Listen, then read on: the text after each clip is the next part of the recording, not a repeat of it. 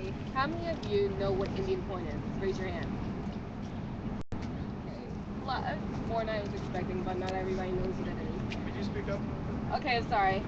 For those of you who don't know what Indian Point is, it's a 3-unit nuclear power plant located right here in New York, sitting on the east bank of the Hudson River, and I'm here to tell you why it needs to be shut down. Haven't we learned enough from Hiroshima and Nagasaki? Haven't we learned enough from 3 Mile Island, Chernobyl, and now Fukushima? Of course not, but I say now is the time to learn. Sure, everyone knows about Fukushima in Japan, and we all witness the news channels' constant coverage of the earthquake and tsunami. But so many people have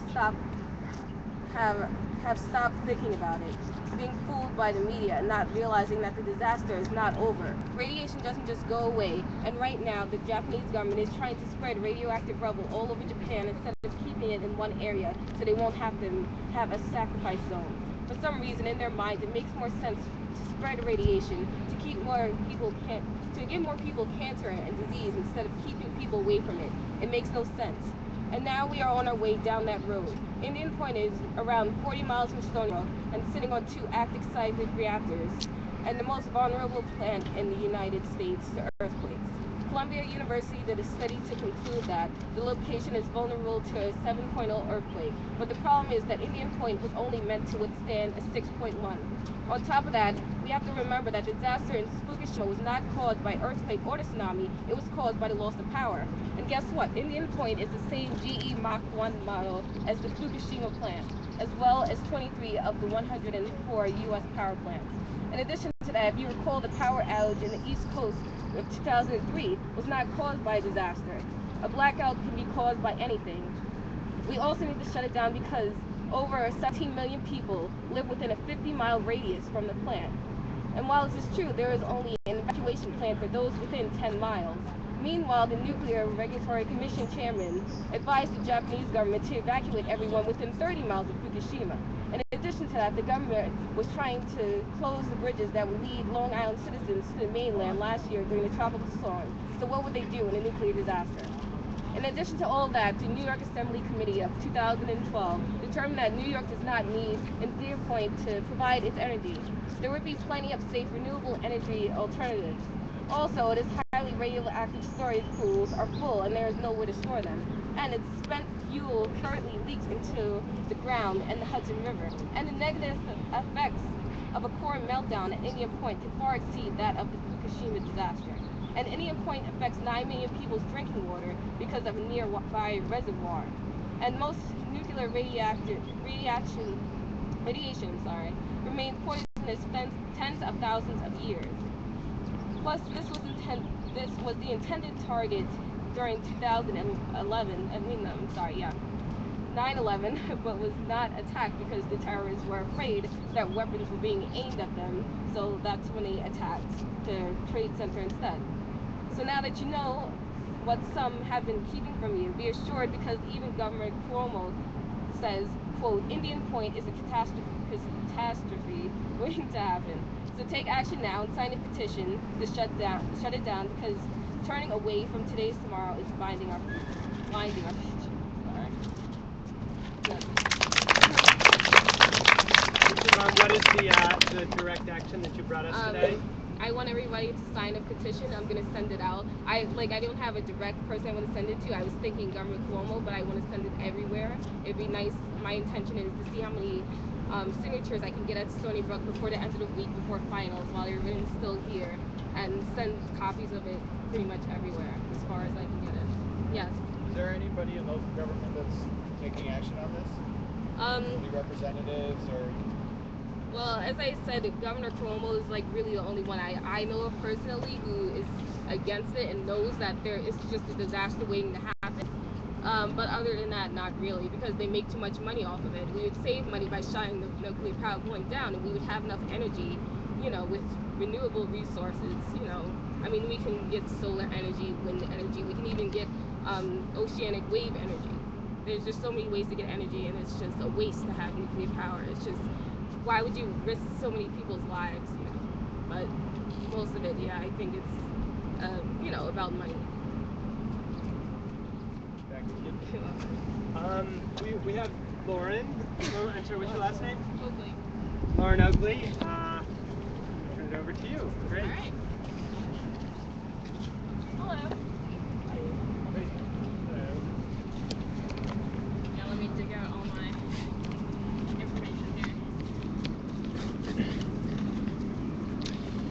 So if you're just joining us, this is Occupy May Day at Occupy Stony Brook.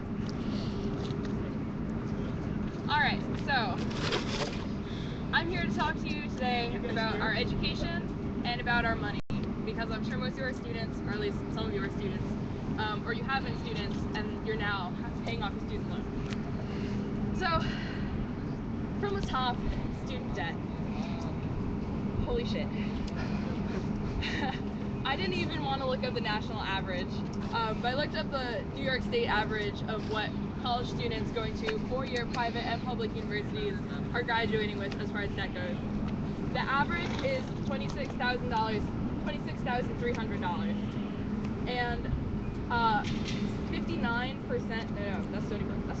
61% of our graduates are graduating with some kind of debt. That's a lot of debt. And then at Stony Brook, which is a private or public institution, obviously, we're graduating with an average of $20,000 in debt. It's not that much lower than the New York State average, which includes private institutions as well. And so 59% of us are also graduating with that much debt, just from Stony Brook. And I did a little bit of math, and assuming that once you graduate, you actually find a job, considering we have a 9.2% unemployment rate in the state right now, and a 10.2% joblessness rate, assuming that you're going to be making $30,000 a year, and you have the average New York State amount of debt, and your interest rate is 8.5, which looked about pretty average as far as I can tell, and you want to pay this loan off in 10 years, you are going to be paying $330 a month for the next 10 years, which is a 13% debt to income ratio. And the website that I was looking at said that 15% or anything close to 15% ratio was like, you should just stop going to school now because it's going to be like impossible to pay it off.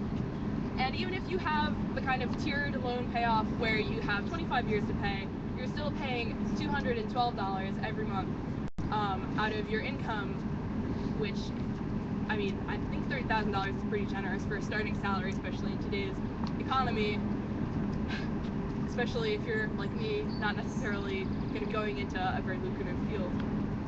Alright, so that's just now, and that's just like Stony Brook in New York. So over the next 5 years, we have just implemented this thing called New York SUNY 2020. This is going to allow the SUNY system to increase our tuition every year by $300, would be a total of $1,500 increase over 5 years. That's a 30% increase of where we are now. This will bring the total tuition and fees of just in-state tuition up to about $8,000, and that's not including your meal plan, that's not including housing. If you live off campus, that's not including feeding yourself and getting yourself to this campus. So, where are we going to get this money? We're definitely not going to get it from the state, because they continue to cut our budget. Over the last 4 years, the SUNY budget has been cut by $1.4 billion, and the budget this year has absolutely no gains for the SUNY system, except for the competitive grants, which are included in New York 2020, which make the schools compete for funding. And if you know anything about how public education works, competing for funding doesn't work, because the schools that are underperforming are going to continue to get shafted and get no money at all, and the schools that are already doing all right are going to continue to do well. And it's just going to increase the disparity. This is not going to get better based on the free will of our government, because they are continuously screwing us over.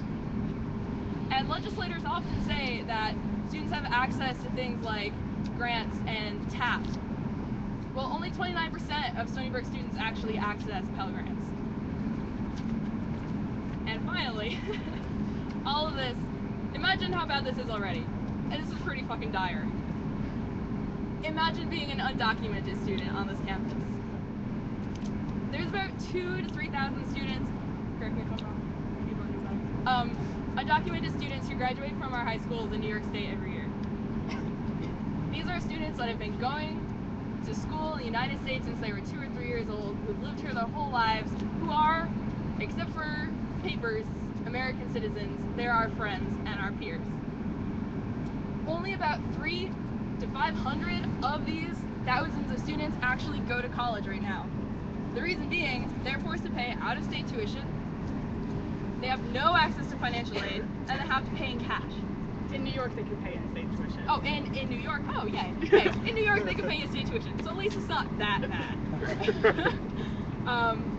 But they still have no access to financial aid, and they still have to pay in cash. So you've got to scrape together this, what, $8,000 in cash up front, which is insane. But here's a little bit of bright news for everybody today.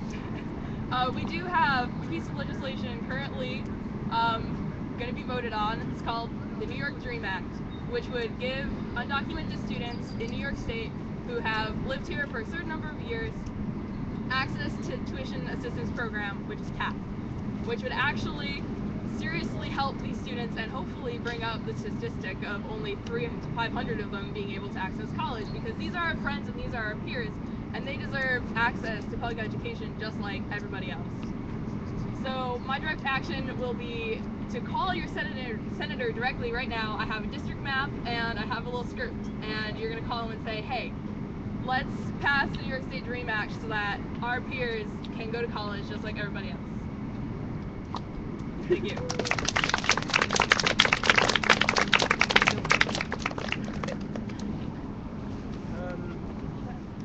So I know we have, I'm sorry, MJ. MJ. MJ, and we also have Professor Zweig. I'm sorry, Professor Zweig. Zweig, yeah, okay. I just wanted to make sure I pronounced it right, sorry. Who of you would like to... Doesn't matter. Go ahead. Okay. So I have an activist call for action for all you guys, but it's actually not until 8:30 tonight. Basically today, Invisible Children, the organization behind the incredibly flawed Cody 2012 video, is going to be on campus at 8:30 at Stabler, showing part 2 of the documentary service, collecting donations and selling merchandise. A group of us are going there to express our dissent towards the organization and the whole Cody 2020 movement as a whole. And I want to invite you guys to join us.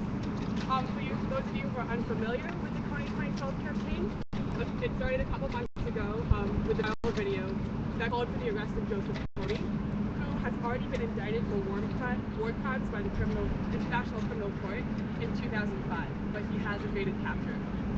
The goal in and of itself is not a problem, but the movie was inherently misleading, naive, and dangerous. It calls for military intervention by the UN, while failing to mention that the US is pushing interest in Uganda because we want to access their oil. It's corporate interests we have there. It's not that we want to protect these kids. The United States is in Uganda just because we want oil. The fact that it also doesn't mention the fact that the Ugandan army and the Sudan's People's Liberation Army that the video supports is riddled with accusations of rape, looting, and they use child soldiers themselves. So the people they're asking the UN to train and arm also use child soldiers, and there's been countless reports of rape within their ranks. It also fails to mention that Kony has not been in Uganda since 2006 and has little power anymore since the International Criminal Court is after him. The problems in Uganda are highly complex, and Invisible Children as an organization gets a lot of its funding from corporate organizations. And it's trying to paint a very one-dimensional picture with their campaign. Invisible Children, like, for them making these films and telling people to change their Facebook profile pictures and hanging up posters is not going to solve anything.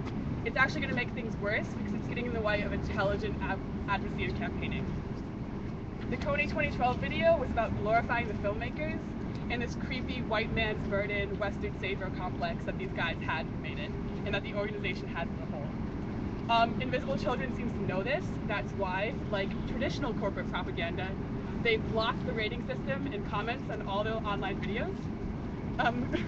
So I'm inviting you all again to join us at 8:30 in the TAC so we can express our views and influence the debate instead of feeding into their one-way marketing operation. Thank you.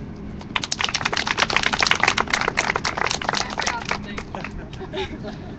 So tomorrow, during Campus Lifetime, it's also Strawberry Fest tomorrow. on the mall right here.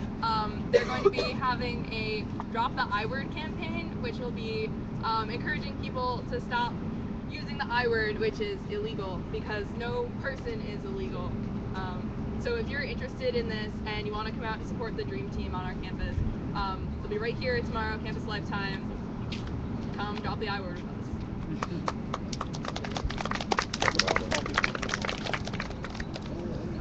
Mrs. White. Hello, everybody. I want to pick up on this privatization, Yes. And tuition increases. You hear okay over there? I just want to pick up on that. At the heart of that debt problem is an understanding of education that I think we ought to call out and resist. At the heart of the debt problem is an understanding that your education is an investment, and that you're here because you can make more money by being here when you graduate. And that makes it an investment that will have a return, like if you were investing by building a store, and you were going to sell stuff and you were going to make profits off of it. So of course you would borrow in order to pay back that loan on the basis of the gains from your business. I think that is a fundamental misdirection of what you all be thinking about what you're doing here. Education, I don't think is best understood, in higher education, I don't think is best understood as a personal investment in your human capital so that you can go out and make more money. I don't have anything against going out and making more money, but I do think that if we have an understanding that this institution is turning you out as a product, and that you are going to have a certain value in the market, and because you're going to have that higher value, you ought to be ready to borrow, and other people ought to be ready to lend you money so that they can get a chunk of that extra earning that you're going to be making later on. That's the whole idea. And what is underneath that is saying that your education is your business. It's not a public matter. We don't need public funding for higher education. We need private funding, that is your tuition money, and businesses coming in to find ways of doing what are called public-private partnerships, so that we can develop research agendas, and we can develop curricula, and we can turn out students here who fit more closely to the economic needs and interests of the big businesses on Long Island. Another way to say that with this SUNY 2020 is Stony Brook needs to be an engine of economic growth. Well, if we think, and there's nothing wrong with economic growth, and there's nothing wrong with understanding that if you have a more educated workforce, and you have a more skilled workforce, and a workforce that has a better skill tools, that they'll be more productive and the economy will be better. Fine. But to say that that is what we are doing is to shrink education and to remove it from knowledge for citizenship. Knowledge to be just knowledgeable about how the world works. Knowledgeable about how, why does the stars move the way they do? People should know these things. They should know about theater. They should know about the arts. They should know about various aspects of human knowledge and human experience, because we're human beings. And to reduce everything down just to money and just to the economic value of your education is to feed into this privatization of the education model. I came out of public schools. Many of you, I think, came out of public schools. And I also went to a public university in Michigan. It's a good university. It was a university that the people of the state of Michigan had, not because they wanted to make sure that everybody was a better economic engine, but because they wanted people of the state of Michigan and working people in the state of Michigan to have access to what it means to be a full human being. And I think that when we reduce our educational mission to making you more productive, and then saying, now that you are more productive, go out and be more productive so that we can grab a piece of your income for the next 30 years, I think we're missing what education is about. And I think we're taking our institution off in the wrong direction. with that orientation comes a senior management in the universities that's corporate. It used to be that academic leadership were academics, and they were professors, and then they were deans, and they were provosts, and then maybe the faculty trusted them to run the institution, maybe raise a little money, but to take care of the intellectual health of the place. With this way of thinking, increasingly around the country, and I'm afraid also here at Stony Brook, the leadership of the institution is much more oriented towards these economic considerations and much less interested in the broad intellectual questions that we have to face as a people, that we have to understand if we're going to be citizens, which may not pay as much, but which are vital for the health of the society. So that's where I think we're at with this privatization thing, where the tuition fits into that. So what's the action item? The action item is to understand that when you're dealing with debt, when we're dealing with the tuition increases, you're not dealing with something which is limited just to higher education. You're dealing with something which is part of a broad agenda in the country to increase the power of corporations and capital and money making, and to change the way we think so that we accept that and adopt it into our own lives, and then fit into that model and expect that that's the way things normally work. Well, in the Occupy movement, in the labor movement, in the women's movement, in the civil rights movement, in the gay liberation movement, that way of thinking is challenged. And so as you take up these questions of student debt, take them up in the context of the broader agenda that we're here on May Day, Workers' Day, to celebrate and to acknowledge.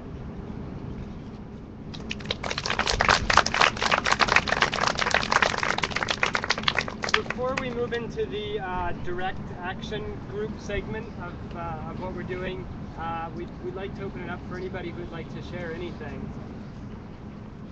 Yes, Professor Schwartz, thank you. I just want to add a little more to this whole question of privatization. What actually is going on in the universities in this country and what's going on in Stony Brook. I think the word privatization is a big mistake for labeling this, because the state government has no interest in actually privatizing Stony Brook.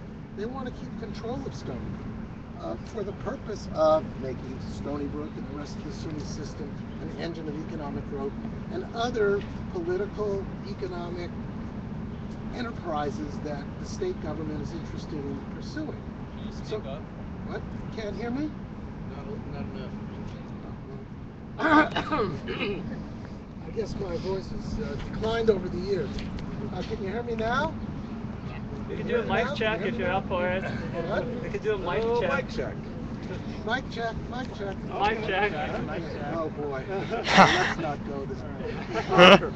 Want to get up on the thing there? That might give you a little more elevation. Let me just see if I can do this. What I'm trying to say is that the idea of privatization contains within it the idea that the state is giving up control of the university. They're not giving up control of the university. They're holding on to it as tight as they can, and in the same way they have in the past. And they're trying to use the university for the kinds of enterprises that they're interested in having it produce. And among other things are the economic goals of the state government and their could call it pedagogical goals, but maybe we should call it production goals, which is what are they trying to produce in the university, which is to say students who fit nicely and desperately, I might add, into the niches, the economic niches that already exist, and aren't square pegs and round holes, for example, who might go out and actually cause a change in these policies that have for your lifetime have been a part of the trajectory of state government. Now, so then what, if it's not privatization, what's all this about, right? Well, what we know is, and amply documented just a few minutes ago, is that the amount of money that the state government is putting into our education, right, is going down, and the prices they're charging are going up. Now, I actually think these are two completely separate enterprises. The part of dropping the investment in education is about actually degrading it in exactly the ways that Michael was talking about just a minute ago. your education is being degraded by those declines in state support because class sizes get larger, the access to universities remains fixed or even shrinks because there isn't enough money to educate everybody. The parts of the education system that are nurtured are those that can attract private support and other kinds of support, grant support, and so on and so forth. Then comes the tuition increases. You know, we see, I think we here at Stony Brook see these tuition increases coming in as a massive infusion of money, and in some ways they are. It'll probably produce 270 or so new faculty lines at Stony Brook. But Stony Brook's annual budget, excluding the hospital, is $1 billion. That tuition increase is a trivial amount of money compared to the $1 billion every year that is spent here. And by the time it comes, the tuition constitutes 10% of the budget here, 10%, right? Putting that extra $1,500 is going to bring it up to 13%, and by the time they're done, the other sources of income are going to go up equally or not, depending on what decisions are made about the level of budget. That amount of money they're collecting from you is trivial from the point of view of state budgets. They could give it to you. They could give it to the whole SUNY system, and all they'd have to do is do small things like a 1-cent tax on every stock transfer, or just cutting off tax breaks for rich people, or stopping a whole range of subsidies that they've already decided to give to various kinds of businesses. This is small potatoes money. So why do they want to raise tuition? Because raising tuition has a very profound effect on public higher education. What it does is that it restricts access to prosperous families. As the tuition goes up, what goes down is the proportion of people whose family income is at or below the national median, at or below the 70th percentile of family income. And what happens to the student body at Stony Brook and other places around the state is that now Stony Brook education is available for sale to families who are prosperous enough to purchase it. And so the idea of free higher education, right, that's going out. But what's more important is the idea that education is a vehicle for people from working class families to move into positions that are prosperous positions, right, is being chopped off, as well as the access to all of the benefits of higher education that Michael was talking about. So what we're doing by increasing tuition is not so much financing the university, which can be financed in a whole bunch of different ways. It's creating a class system, a system that reproduces the privileges of the previous generation by preventing the children of the new generation from accessing those resources that they need. And I think we have to recognize that in understanding what's going on here is a lot bigger than just increasing the already odious debt that our students have, but rather excluding people who otherwise would be able and willing and to go get a higher education. Thank you. We only have about 15 to 20 minutes left, so I would like to move into the direct action segment. Those of you who are facilitating direct actions here, could you please raise your hand? We have 3 direct actions being facilitated here. Can you guys briefly restate what they are? Everyone assigned by petition to shut down Indian Point because there's up for contract renewal for 2014 and 2016. So there's still time to stop the contract renewal. Great. I have enough chalk for everyone to, if you haven't had a chance to say anything, now you can say something with chalk. And you will be calling your senator. I have district maps and all their phone numbers, and asking them to please pass the New York Dream Act, which would give access to undocumented students to financial aid. Was there anybody else who really wanted to say something that didn't get a chance to, just quickly, just because I feel like we didn't really have that? on behalf of everybody who spoke and everybody who's here and all of us, thank you so much for coming and doing this today.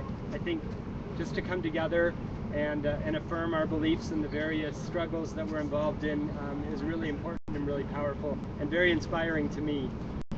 So if you're interested in working on one of these direct actions, please find me, folks.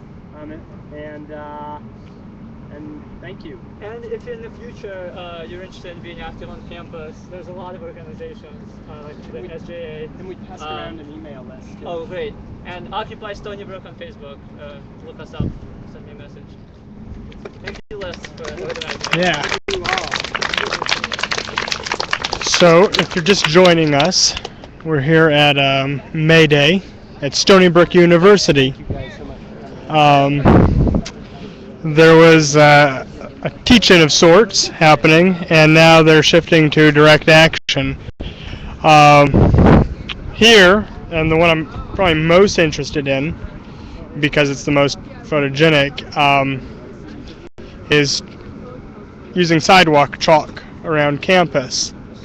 Because apparently the police, who's there, I should put on my thing, on my press pass. They say it's vandalism, but the organizer of this thing doesn't think so. Says don't write on the walls, just on the ground. Also, there is calling your senator to support the DREAM Act, New York DREAM Act, which is about helping provide education to people who are here illegally.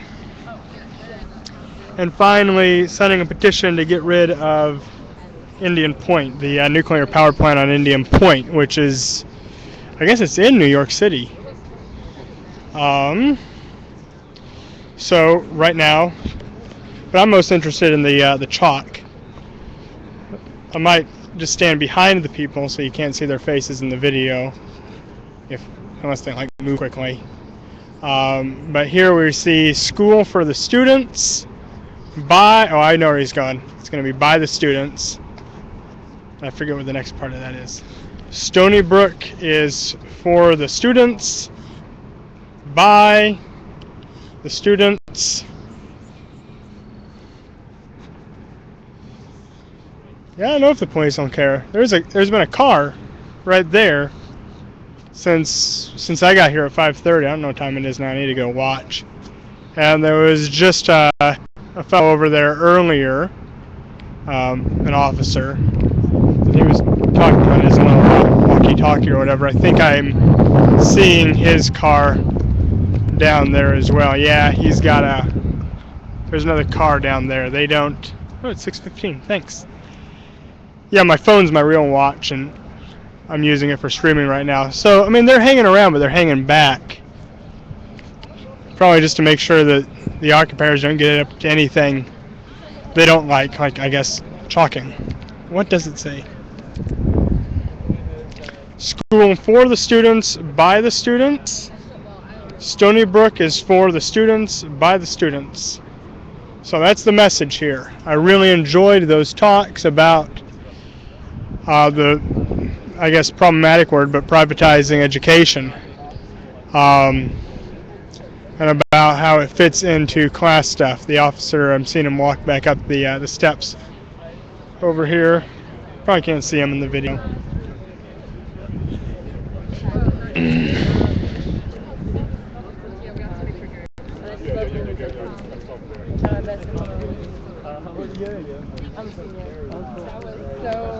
Literally researched this morning and radiation. Oh, good.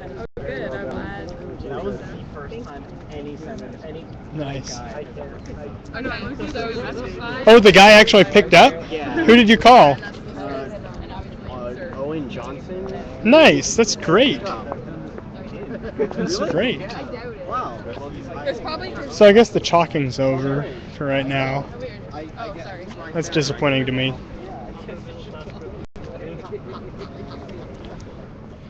Got the petition going on over here. Free tuition. We got the cop walking around talking. He might not even been talking about us. He might be talking to his girlfriend. Hey. Happy May Day. Come draw with us. Come write a message to the administration. Nice. Oh, I'm standing on it.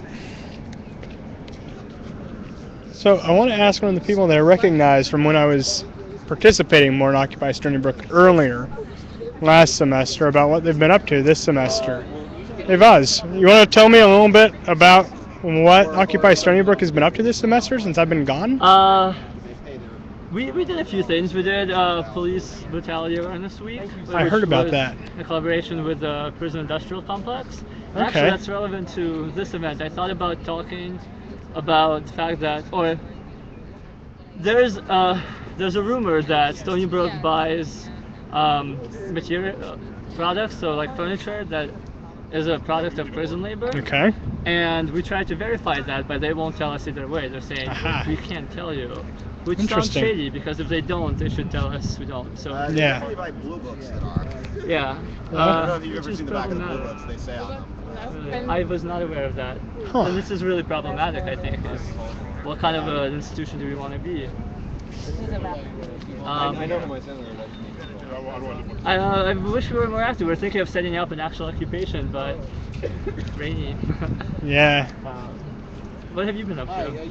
I've been writing my thesis, man. Yeah, I've been busy. And I was streaming in the city more earlier on this semester. Yeah, that's good. Yeah. Yeah. I think we should vacate at this point. Okay. So just hearing that it might be time to vacate because this officer over here is eyeing us, and Les has seen him too. Okay, thank you. I thought my phone. Maybe he's not talking to his girlfriend on the phone. Probably talking about us. 06829/S. Yeah, that's the Senate version. So, 04179. So I'd just like to ask you guys to. but I'm just gonna hang around until they do vacate. Oh, then there's another action that's going to happen later tonight. I probably won't make it to it. They're going to go protest the Invisible Children, the Coney 2012 people behind that video. I guess they're going to be doing some fundraising here on campus, so a group is going to go protest that. Again, this is May Day at Stony Brook University. And let's read what the chalk says. Hello, Stony Brook. We love you. So yeah, no, the cops did care about the chalk. No fees. There you go. School for the students, by the students. We've seen that. Free SBU. Kind of hard to see it in the shadows, in the light in the shadows. But yeah. So there's a couple police officers wandering around, kind of keeping an eye.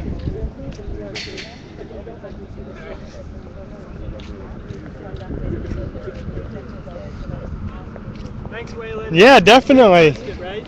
Huh? You're gonna post it, right? Oh, it's posted already. At link.tv is the website. Right, great. Thanks, Lauren. Which position is open? Sorry, which position is open? What the one the Nazmans are taking? Secretary. You're president. Yeah. Thank you. Also, initiative is amazing. Did she take VP or secretary? All right. So I'm probably just going to hang around. Looks like it's dissipating, but I'm going to hang around until it's finished dissipating. I wrote it down. Don't. Yeah, I know, right?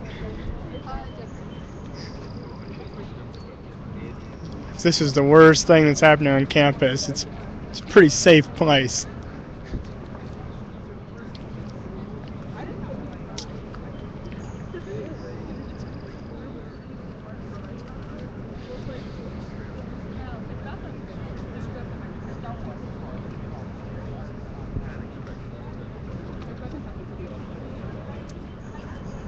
Talk to me about other ones.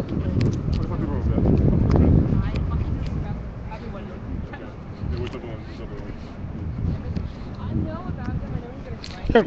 This is, oh yeah, this is the hello Stony Brook. Sorry.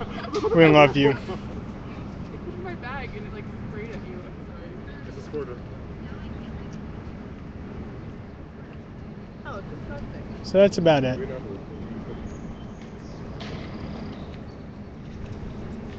you don't want it, I could, I'll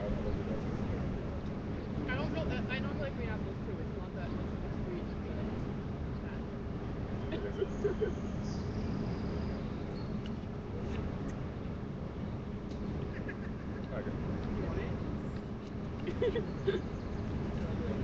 I'm sorry. And then it looks like the officer was wandering around. He took his car away.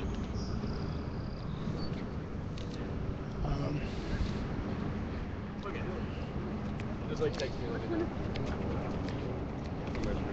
So how's Occupy Stony Brook been doing, Lauren? Yeah. Yeah, we're mostly focusing on the desk right now. Okay. What I've seen your Facebook posts about that. What is the the one in Starbucks? No. What is the desk? It's kind of the same thing-ish though. Okay, We have explain. table, and to me personally, it's more of like a convergence point for all the progressive students on campus to try Okay. and like get word out about different events that we're having. But Okay. we're also coordinating really, really heavily with NICER and talking about public education. Yeah, well, I'm getting photos out of it. Oh, okay. So we're the working desk. closely with NICER. Oh, And yeah, who's New York nicer? Students Okay, Rising. New York City. Okay. So basically, we do like a lot of like fun actions and teach-ins at the desk, just talking about issues surrounding public education. Recently, we had a financial aid stand, which kind of was like a play off a lemonade stand. Nice. Where that It was awesome. we had these surveys asking really arbitrary questions, like are you a cat person or a dog person? Like what's your bank? And we had a system, and based on people answered, would give them kind of an arbitrary amount of lemonade. So like some people would come over and their friends would get like a huge cup of lemonade, but be like, oh, you like jogs? Like, oh, you only get this much. And it kind of started Interesting. a conversation with the students about kind of how the whole financial aid system works and how arbitrary Interesting. fast it can be. So your sense was that it was a successful. Yeah, that protest Successful was really thing. successful. Yeah, it was Good. awesome. We talked to a bunch of people. People seemed really into it. Yeah, That's and we've had great. a couple teach-ins then. And it's more just having like a constant presence where people can come. Like people recognize us now, they come over and ask us questions. Cool. Cool. It's been good. That's great. Yeah, Thank you. Yeah, no, I was in the city streaming and then I was thesising. But yeah, we'll see. I got a month or two left here in Stony Brook, so Graduating.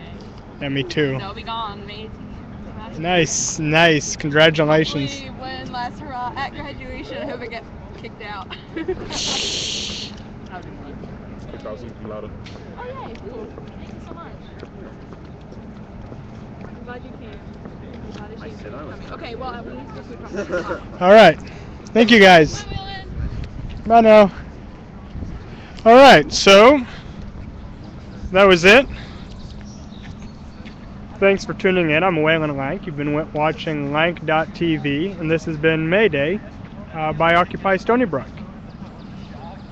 I don't know when I'll be back up, but I will get the word out. Bye now.